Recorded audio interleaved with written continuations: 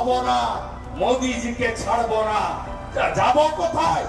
Bangladesh Islamic country, Pakistan Islamic country, Nepal তো চীন খেয়ে বসে আছে। তাহলে গঙ্গায় ঝাঁপ দিতে হবে, নয় বঙ্গোপসাগরে ঝাঁপ দিতে হবে, নয় মহানন্দাতে ঝাঁপ দিতে হবে।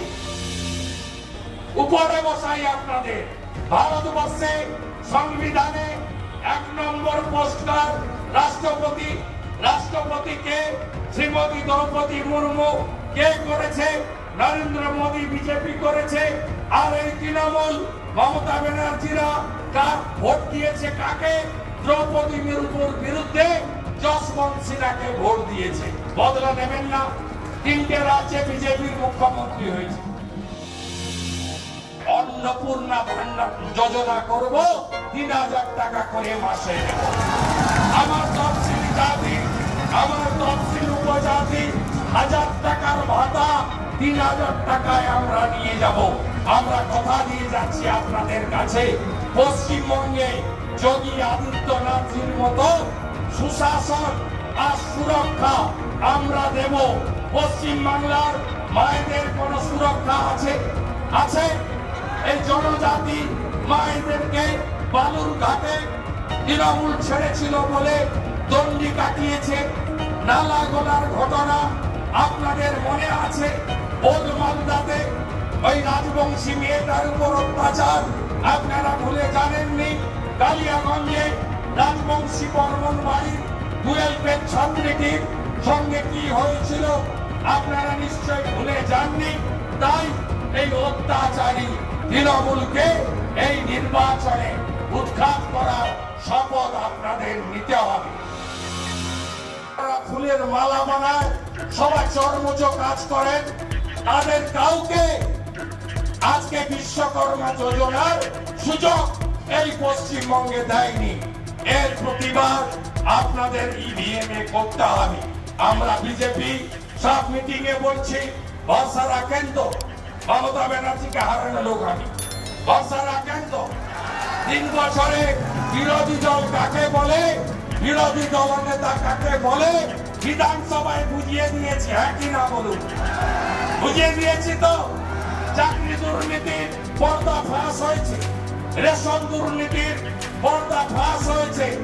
এদের প্রত্যেক দিনে বাড়ি চুরি, গরু পাচার, কয়লা চুরি, সীমাহীন দুর্নীতি, তার বিরুদ্ধে আমরা জনগণের কাছে এদের মুখোশ খুলে দিয়েছি।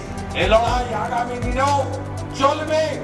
আপনারা শুধু এই ভোট নয়, পরের ভোটেও আপনারা বিজেপিকে বিধানসভায় আনুন। একটা বার এনে দেখুন ডবল ইঞ্জিনের সরকার কাকে বলে, আমরা সেটা করে দেখাবো।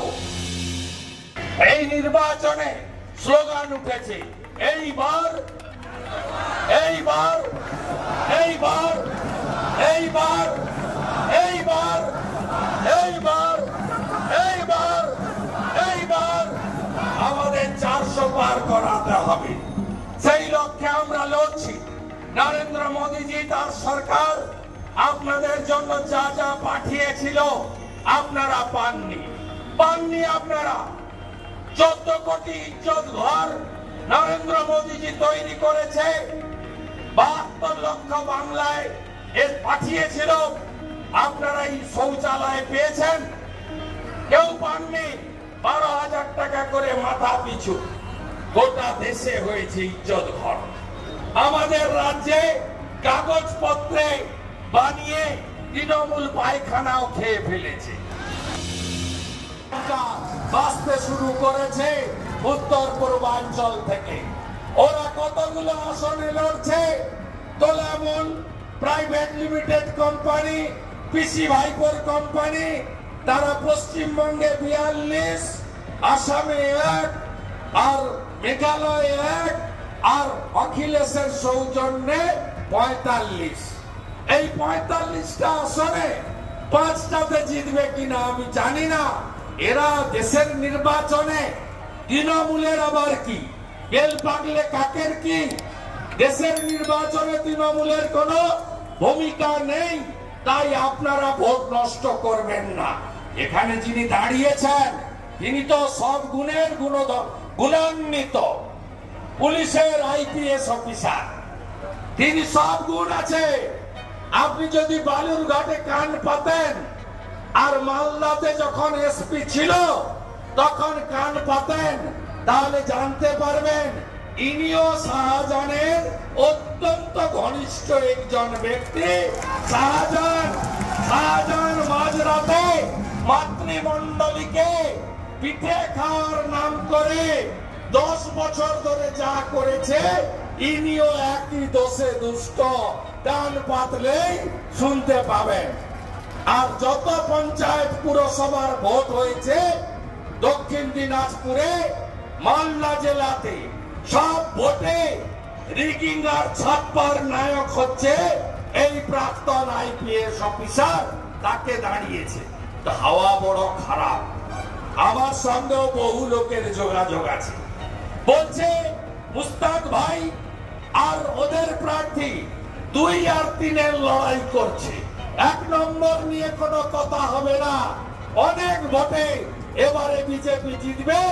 গতবারে 84,000 ভোটে খগেন মুর্মু গেছিল, এবারে তো 1.5 লক্ষের বেশি ভোটে উত্তর মালদা নরেন্দ্র মোদীকে আমরা দেব, নিশ্চিত ভাবে বলতে পারি।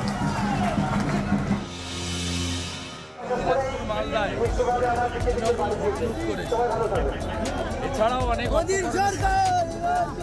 ছাড় হবে, জামানত রক্ষা করাই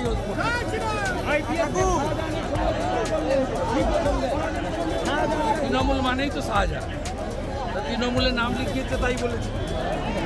মমতা ব্যানার্জি তো শাহজাহান, তৃণমূল মানেই তো শাহজাহান।